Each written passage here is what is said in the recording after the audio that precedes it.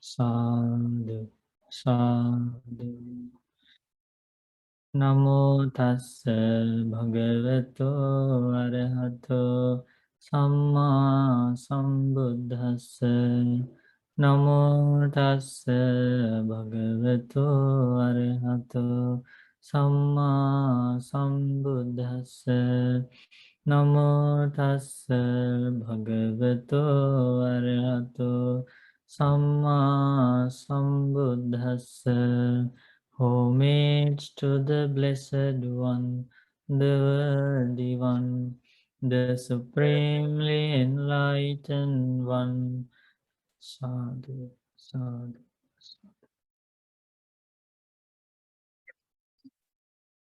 So we pay homage to the Blessed One, the Supreme Buddha. Sadhu, sadhu.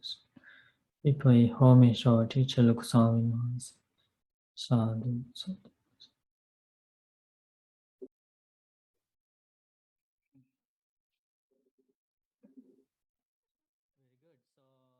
Can somebody share the Mahasatipatthana Sutta, the translation? Because now we are going to learn the second way of mindfulness meditation. We finished the first. There are four ways of mindfulness meditation. We finished all the details about the first way of mindfulness, and now we go to the second way of mindfulness. That is Vedana Anupassana.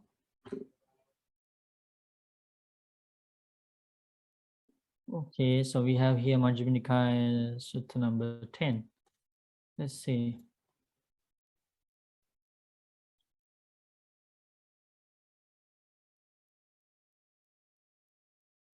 Okay, so second way of mindfulness meditation is observing the feelings. You can see here, observing the feelings.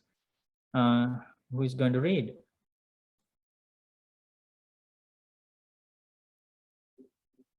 Can I try to read one thing? Okay. Observing the feelings. And how does a mendicant meditate observing an aspect of feelings? It's when a mendicant who feels a pleasant feeling knows, I feel a pleasant feeling. When they feel a painful feeling, they know, I feel a painful feeling. When they feel a neutral feeling, they know, I feel a neutral feeling. When they feel a material pleasant feeling, they know, I feel a material pleasant feeling. When they feel a spiritual pleasant feeling, they know, I feel a spiritual pleasant feeling. When they feel a material painful feeling, they know, I feel a material painful feeling. When they feel a spiritual painful feeling, they know, I feel a spiritual painful feeling. When they feel a material neutral feeling, they know, I feel a material neutral feeling. When they feel a spiritual neutral feeling, they know, I feel a spiritual neutral feeling. And so they meditate observing an aspect of feelings internally, externally, and both internally and externally. They meditate observing feelings as liable to originate, as liable to vanish, and as liable to both originate and vanish. Or mindfulness is established that feelings exist to the extent necessary for knowledge and mindfulness. They meditate independent, not grasping at anything in the world. That's how a mendicant meditates, by observing an aspect of feelings. Yeah, so this is the second way of mindfulness meditation, observing the feelings, mindfulness of the feelings when they arise. Any questions about this second way of mindfulness meditation? Bhante, what's the difference between a material painful feeling and just a normal, like a painful feeling? Like the first line, yeah. Yeah, okay, so material, you asked about material, difference between material painful feeling and the spiritual painful feeling? so the first line is when they feel a painful feeling, they know that I feel a painful feeling, and then when they feel a material painful feeling. So I'm just wondering what's the difference between these two. Yes. Okay, so that's the same, like basically same means these first 3 lines Buddha explains this is a summary of everything. Okay. Kind of a topic. Okay. And then so this when Buddha teaches here, I feel a pleasant feeling, all the types of pleasant feelings are included here. When Buddha teaches here, I feel a painful feeling, all the types of painful feelings are here, included here, with the material, with the spiritual, okay, and like that. But then Buddha analyzes each topic in a broader way. So now pleasant feelings, here is pleasant feeling in a general meaning, okay? But now the pleasant feeling is divided into 3. It is threefold now. Material pleasant feeling, spiritual pleasant feeling. Here, twofold, okay? It's divided into 2 categories. So, and if we think about what is the difference between material painful feeling and spiritual painful feeling, what is the difference? So you have to be aware of the arising of those feelings when they present in your life. If you are mindful, okay, now I am experiencing a material painful feeling, that is your practice. That should be your practice. You are aware of the feeling rather than you are carried away by feelings. For example, we are normally carried away by feelings. So here, material painful feelings, we are carried away by those feelings. We are not mindful of the arising of the feeling. We are upset, we are worried, and like we are depressed. Is because we are carried away by those feelings. In order to avoid that, we have to be aware of the arising of feelings, the presence of the feelings, and we are mindful. That is the important part here. That's the meaning of Vedananupassana, knowing each feeling when they arise. So what is the difference between material painful feeling and spiritual painful feeling? Does anybody know? Is that related to the ego? Pain from the ego? Would that be related to? Pain from the ego. When which, you that example, which one is that example? Well, like for example, material painful feeling, you have a loss, kind of like your ego always keep you. You are sad. Right. You're sad about a loss in your life, right? And also you like to have something, you like to own something, but you cannot own that. Yeah, unless you don't have that, you don't feel good about yourself. And you are sad. That's a painful feeling. So let's say Buddha explains like this: you like to gain some beautiful things for your eyes, like to see some beautiful things, but you cannot get that, and a painful feeling arises, right? Oh, I wish I had that, right? That's a painful, material painful feeling.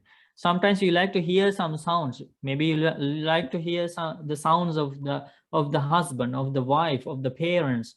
Maybe they are in a faraway country, or you like to hear the sounds of the kids, or you like to hear the sounds of your loved ones, your friends, but you don't get it.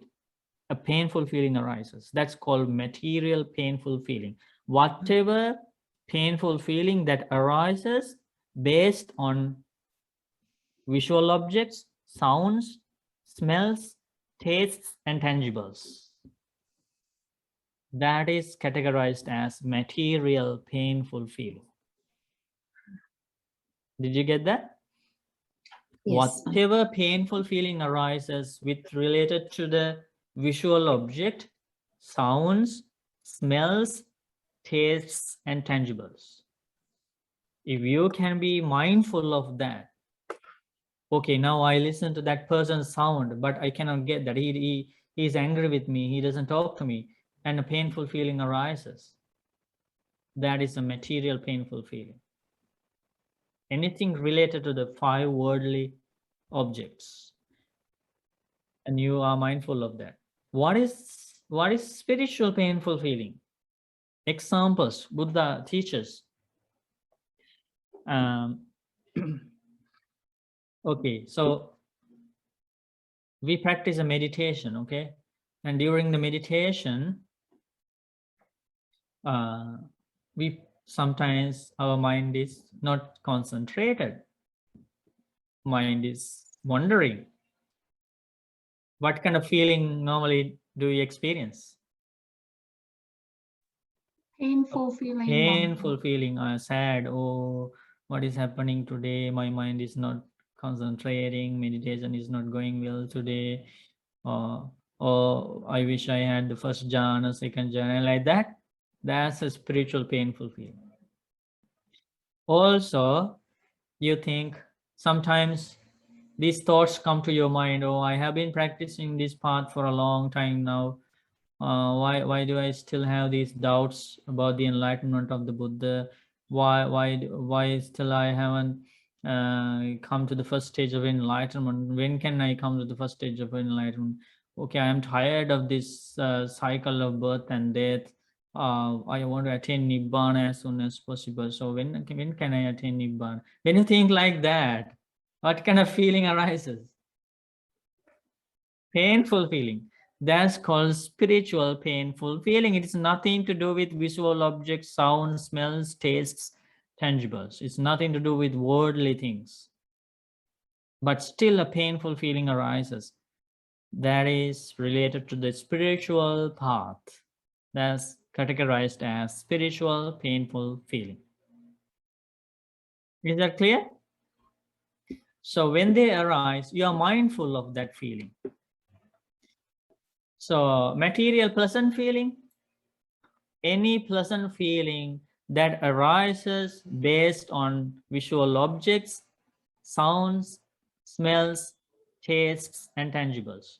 Like when you eat delicious food, a material pleasant feeling arises based on the tongue contact. And when you are eating it, instead of being greedy and lots of craving for that food, you are mindful. Okay, now a pleasant feeling arises. This is a material pleasant feeling, and Buddha asked me to be mindful of it. So mindfully you eat a delicious food, you eat, but you are doing it mindfully, understanding. You are even at the time of eating, you are doing the satipatthana. You are practicing the Vedananupassana. Isn't it beautiful that you can practice this path anytime, anywhere? So that's material. Yeah, that's material pleasant feeling. Spiritual pleasant feeling is the pleasant feeling that you experience, when you see the transformation in your life due to the Dhamma practice, and when you practice giving and sharing, a joy arises. It's a spiritual. It's a happiness of detachment. It's a happiness of giving things up, right? And when you practice meditation, when your mind is well concentrated, you attain the first jhana, second jhana, and so on, and you feel very happy, joy. And when the 5 hindrances are suppressed, you feel this rapture inside you, and that's categorized as spiritual pleasant feeling. So you are aware of it during the meditation. If you experience happiness, joy, rapture, and you are aware of it while understanding that, you continue your meditation. So that's Vedananupassana.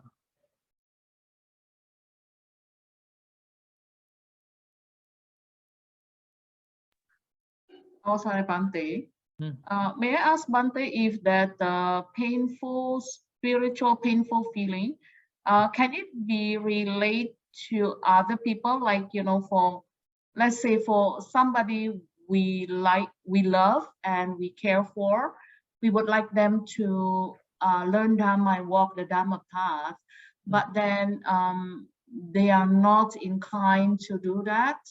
And then we have painful feeling inside us.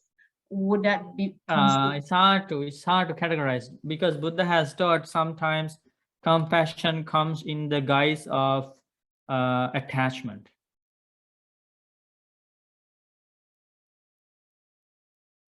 Sorry, the attachment comes in the guise of compassion. So sometimes people think, I am very kind, I am compassionate to that person, that's why I am doing this. But there is hidden defilement inside that help. That was attachment. So it's not, depends on the individual, depends on the situation. It's hard to categorize. You have to do your own experiment. Like, you know what I mean? Buddha Yes, teaches, Bhante. sometimes people try to help others, thinking that I am doing this because I'm kind to her, kind to him, but there is a hidden defilement there. It's just attachment. Also, Bante, isn't it that we should not decide for other people what they should be doing, because it should really come from ourselves, like it should come from us, like from inside? But Because encouraging other people to do good things is a good thing, is a wholesome thing, because Buddha teaches there are two types of disciples, two types of followers in this Dhamma. So one type of people is that attahita, no parahita. That means they think only about practicing good qualities only for like themselves. Like they think, I should go to the sea monks, I should go to the monastery, I should meditate, I should learn the Dhamma, and like that they only think about their like spiritual path. That's called attahita, no parahita. They don't necessarily like encourage others to read the Dhamma, to meditate, to follow the path, right? So that's one type of category. And Buddha teaches there is another type of people, another category. They are called attahita, parahita. Attahita, parahita means they like to practice wholesome qualities. They like to develop their own spiritual path, and they are very dedicated. That's attahita. Also parahita. Parahita means they like to encourage others to listen to the Dhamma, to read the Dhamma, to meditate. They invite others, they encourage others. That's parahita. So Buddha in every time when Buddha was explaining about this attahita, parahita, Buddha would praise the people, the practitioners who have those two sides. Two sides means attahita and parahita. They like to practice their own spiritual path. At the same time, they like to encourage others. If they like to listen to that person, Buddha says they should encourage others. So yeah. So encourage them with love, and if they still don't want to do it, then it's okay. Don't be hurt by that, but don't force them. Okay. Yeah, that's important. But if you have attachment hidden, then you will feel hurt and you will be worried, and you don't see that easily. It's coming from an attachment. If you can help others without that attachment, you will still feel calm, peaceful, and still you are kind to that person, no matter whether that person listened to you or came to the Dhamma path, it doesn't matter, but nothing happens to your kindness and compassion. I understand, Bhante. Yeah. Bawa makin.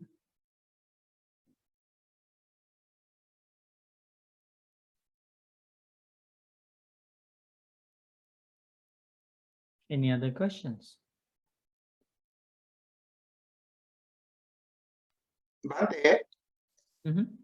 we're just discussing among ourselves. I just want to clarify if equanimity is an example of spiritual neutral feeling, and what about the material neutral?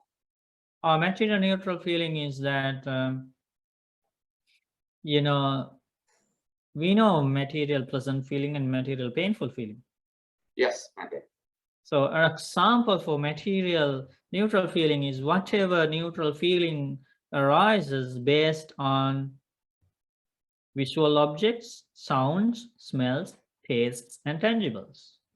That is categorized as material neutral feeling.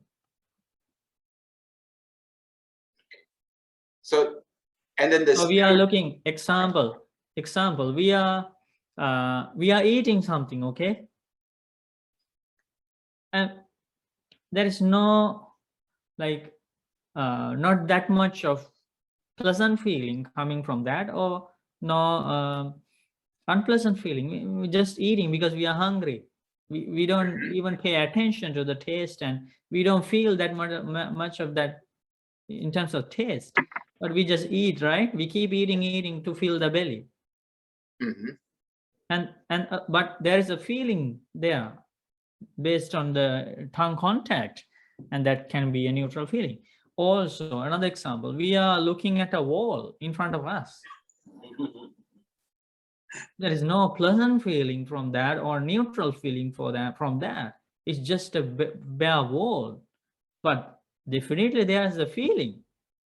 You cannot see anything like without giving rise to a feeling. There is a feeling there, and that is from a visual object, from that wall, based on the eye contact, and that is categorized, that can be neutral feeling. That's an example. So that's a material neutral feeling. But how about, let's say, somebody who is indifferent, aloof at certain thing, they don't react, they just be indifferent. So is that an example of a neutral feeling, material neutral? You can yeah, you can investigate, like. Okay. And then the spiritual neutral feeling, we were saying, so is that the one if somebody attains equanimity? Yeah, That is more correct. basically in the fourth jhana. Okay. Thank you, Bhante. Good. So isn't that beautiful that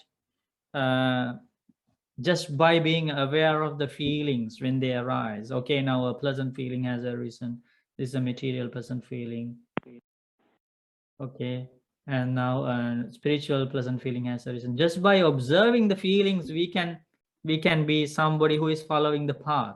Isn't that beautiful? Yes, Bhante.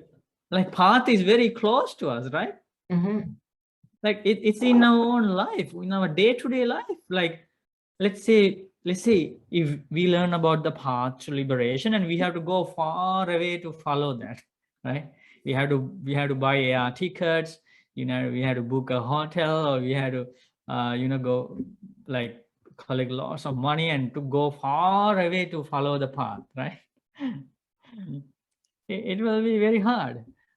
But now Buddha says, with extraordinary knowledge about the path, Buddha teaches us, when you're experiencing a happy feeling, just be aware of the happy feeling. I'm experiencing a happy feeling, pleasant feeling. This is born of